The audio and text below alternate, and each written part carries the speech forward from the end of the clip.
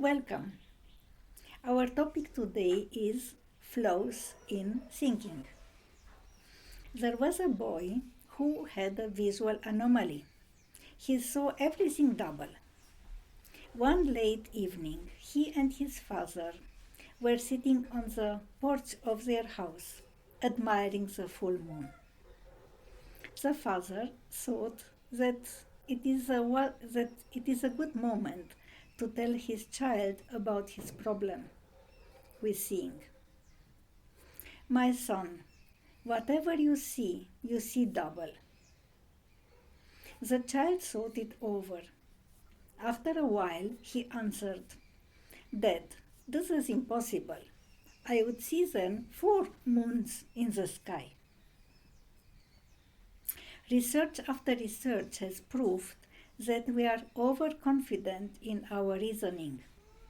100% certainty about answers that were 80% wrong. Are you convinced that your thoughts are yours? That your opinions are well grounded and correspond to the truth? That your perceptions of reality, of what is going on, of situations and their causes are correct? Well, listen to this story. Junaid, a Sufi, was going through a marketplace with his students. They saw a man dragging his cow by a rope. Junaid said to the man, Wait! The man stopped, looking inquiringly at Junaid. Junaid then addressed his students. I ask you one thing. Who is bound to whom? Is a cow bound to this man, or is this man bound to the cow? The students answered, The cow is bound to the man. The man is a master as he is holding the rope. The cow follows him wherever he goes. Junaid said, Now see. He took a small knife out of his pocket and cut the rope. The cow immediately galloped away. The man ran after the cow. Junaid said, Now look what is happening. Now you see who is the master. The cow is not interested in this man. In fact, she ran away. They followed the man. The man was very angry. What kind of experiment is this? But Junaid said to his students, This is a case with your mind. All the ideas you have, you are interested in them. You are keeping them together. The moment you understand how you hold to them, they will start to disappear. They will leave you like the cow has left this man. We think that we are in charge. Are we? Most of our opinions, beliefs, views, judgments, stances, positions, convictions, ways of thinking, viewpoints, ideas, notions, standpoints are conditioned. They are conditioned by the social class, social strata, ethnic group we belong to, and the religion worldview we subscribe to. They are further conditioned by the gender roles attributed by our society, by the norms related to sexual orientation, by the urban or rural environment, by the geography and history of our country, and by the cultural paradigm at large. We are to a high degree programmed, conditioned, constrained, controlled, determined, affected, influenced, governed by forces we ignore altogether, or are only dimly aware of, or are aware of and yet are convinced that we escape their sway. few of us dedicate ourselves to explore them and become more free.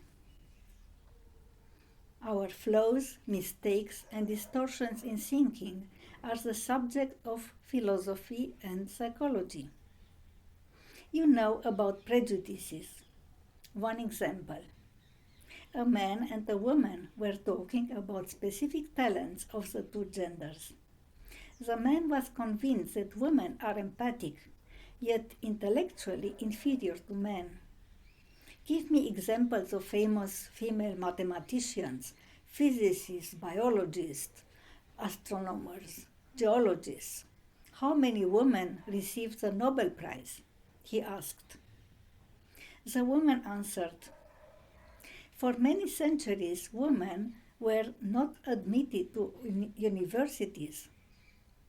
Exactly, you got my point, answered the gentleman.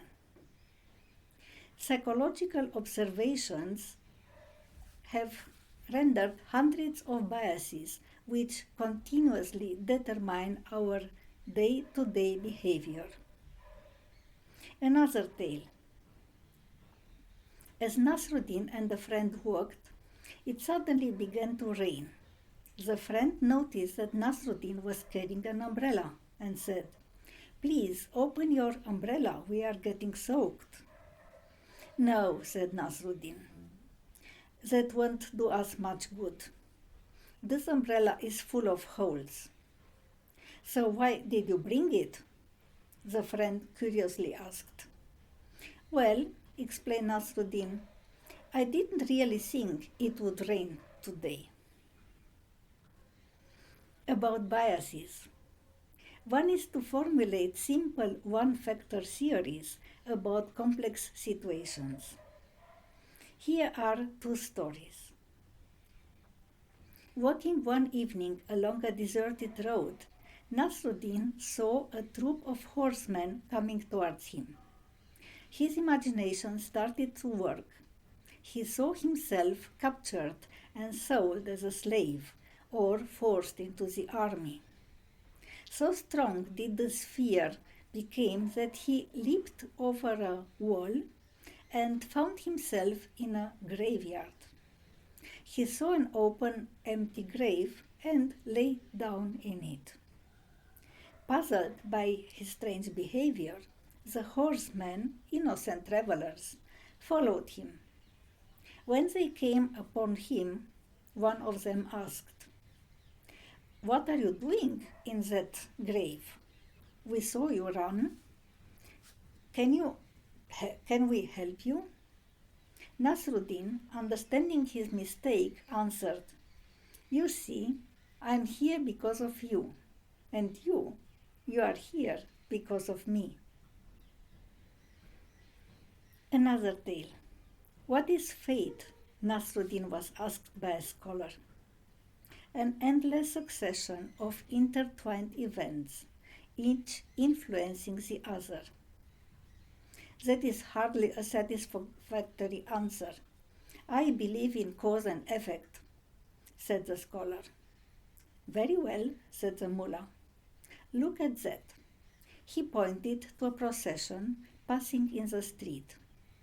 That man is being taken to be hanged. Is that because someone gave him a silver and enabled him to buy the knife with which he committed the murder? Or is it because someone saw him doing it? Or is it because nobody stopped him? Many biases are related to groupthink and herd behavior. One example. Nasruddin could not write or read well, but he was more literate than the other villagers. One day he agreed to write a letter from an illiterate man to his brother. Now read it back to me, said the man. I want to be sure that I have not left anything out. Nasruddin peered at the scroll. He could not decipher much. I cannot quite make it out. I am not sure if the words are know or work and before or mother. But this is terrible.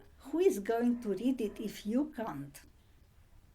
My good man, said Nasruddin, that is not my problem.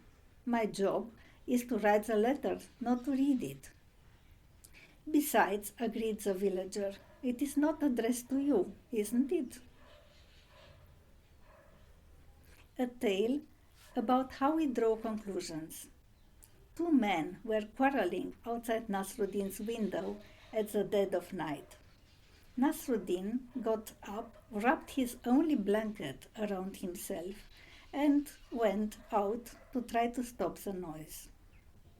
When he tried to reason with the two men, one of them snatched his blanket. Then both men ran away. What were they arguing about? Asked his wife when he returned. The blanket. When they got it, they stopped fighting. A tale about how and where do we look for answers. A man saw Nasruddin searching for something on the ground. What have you lost, Nasruddin? He asked. My key. So they both went down on their knees and looked for the key. After a time, the man asked, Can you remember where exactly did you drop it? In my own house, answered Nasruddin. Then why are we looking here? There is more light here than in my house. Another tale. A cobbler challenged Nasruddin with the following riddle. There is a person who is my father's son, but he is not my brother. Who is he? After a while, Nasruddin said, I don't know. Who? Me, the cobbler replied. Greatly amused, Nasruddin went to a group of people the next day and told them the riddle. He said to them, There is a person who is my father's son, but he is not my brother. Who is he?